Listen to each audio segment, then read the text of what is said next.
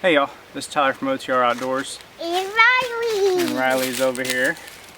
Today we're going to do a tarp setup and a fire. We're going to go back to fire a little bit. And we're going to cover, first of all, we're going to cover man-made materials for starting your fire as your tinder.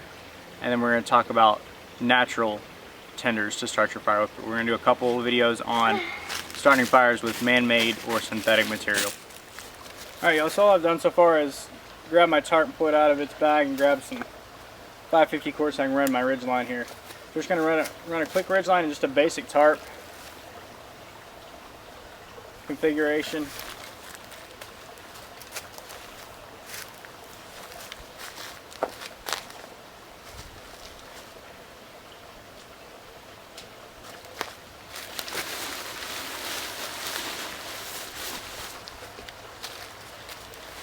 Hopefully this tarp isn't too wide for this space. We may be a little bit wide. That's alright, we make do. I have a small piece here, I might have to make one. Make myself a prusik knot. Oh, there's one right there.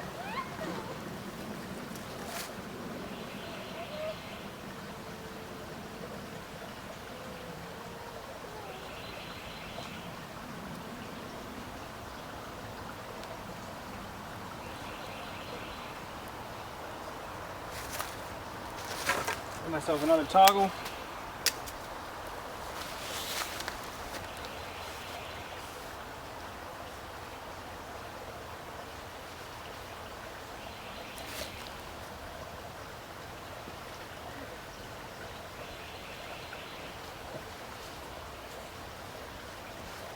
Dad, Okay, I want my band-aid on. just gonna have to take it off.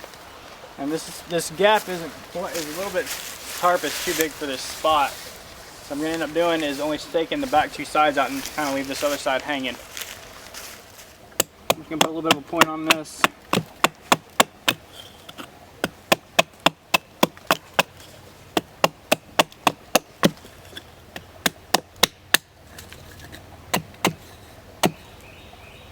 Pretty good there. Round the top off a bit so it doesn't break when I pound it in the ground here.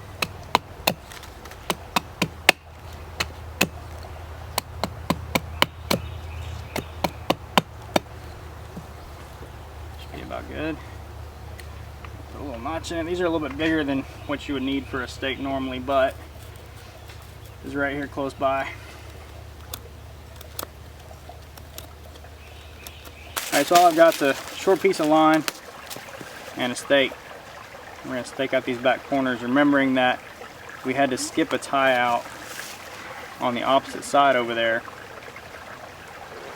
Now this side doesn't matter because this is the side that's all the way out.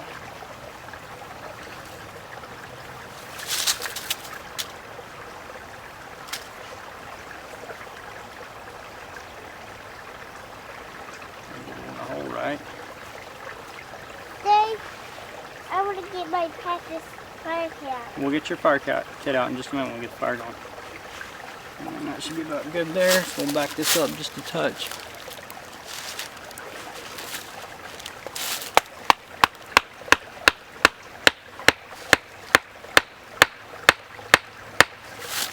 I know I don't have my cover on my axe, but I'm got my head way out of the way, so I know I'm not going to whack myself. Alright y'all, so the battery on my camera just died, so we're going to have to finish this off with my phone. So what I'm actually going to do with this spare end, the spare side that we didn't use because I was running out of space, I think we're going to be able to run it to this tree right here beside me and tie it off, and then we'll just stake out the back side.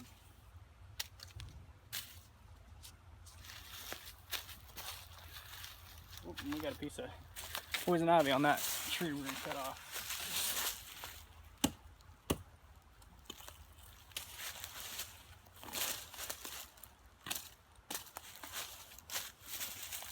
Poison oak, probably.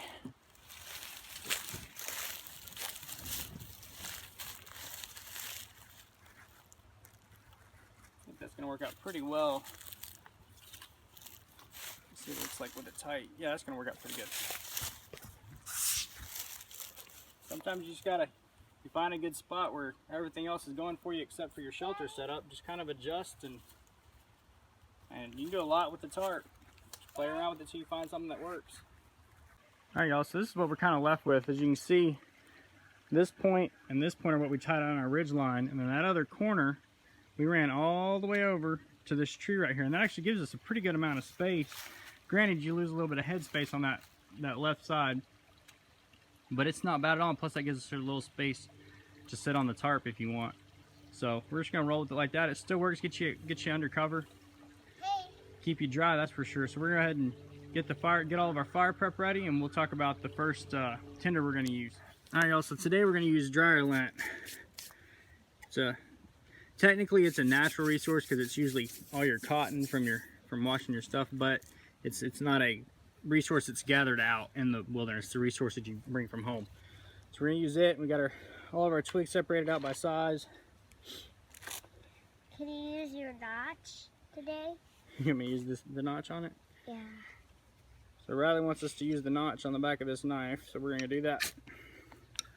And what I've got here is just a Y branch that I stuck in the ground. I'm gonna use as a brace here in a second.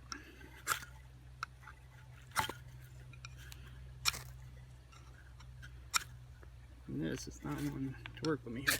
There we go.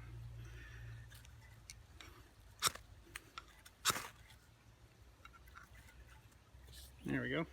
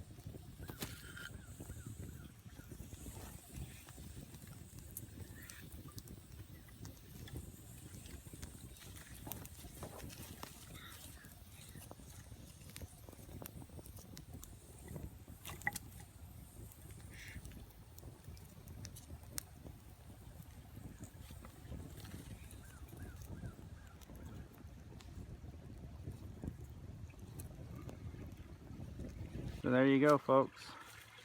There's our little camp for the day. Got our tarp set up and our fire going using dryer lint. And next video we'll do a different tarp setup and use a different tinder. I'll give you a quick walk around. So here's the back of the tarp. We got the two sides staked out that were attached to the top. Come over here to this other side. I just left this other side that we tied off to that tree. I didn't stake it down because I got this puddle over here behind me. So we just staked it out, pulled it out like I showed you a while ago. I mean, that literally gave us a whole extra 2 feet of sitting space. So I can back up far enough to get the whole shelter in there, the whole tarp. So that's plenty of space there. Just by tying that off, and then I could put a stake in that one bottom loop that's right here, and that would definitely keep it from flapping in the wind. But it hadn't been too bad. I mean, we got a little bit of wind, but nothing crazy today. I'll give you all a view from the front real quick. Sorry about the sunlight there. So there's the whole thing. That gave us a little bit more sitting space on the side. Not that we really needed it. But this is just a basic lean-to shelter, and all I did to connect it to my ridge line, so I just took a toggle, ran it through the tie out on the tarp, and I actually used the loop from that trucker's hitch knot to tighten it down there. And on this side, I just used a prusik loop or prusik knot, whichever you want to call it. Ran it through my tie out on my tarp, put a toggle in it, and then just stretched it out. And then this side over here, all I did was do a basic trucker's hitch knot. And this is that loop that I used for that other side to connect it with. So all I did was run it through the tarp, and then when you pull the tag in, it makes that loop smaller and just tighten it down. And one last look if I don't fall in the creek here, tripping on the log. So there's plenty of space for 2 people, possibly 3 to sleep in there pretty easily. And that's, like I said, just a basic lean-to shelter. It's a little bit of an altered lean-to because I have this section over here on the side that's out. Because normally that whole thing would be even all the way across the top there, and you could easily sleep 4 or 5 people underneath this tarp. But for this, it worked out really well because it cut down the amount of space, and the direction the wind's going, that blocked us a little bit more from the wind, having that side down a little bit.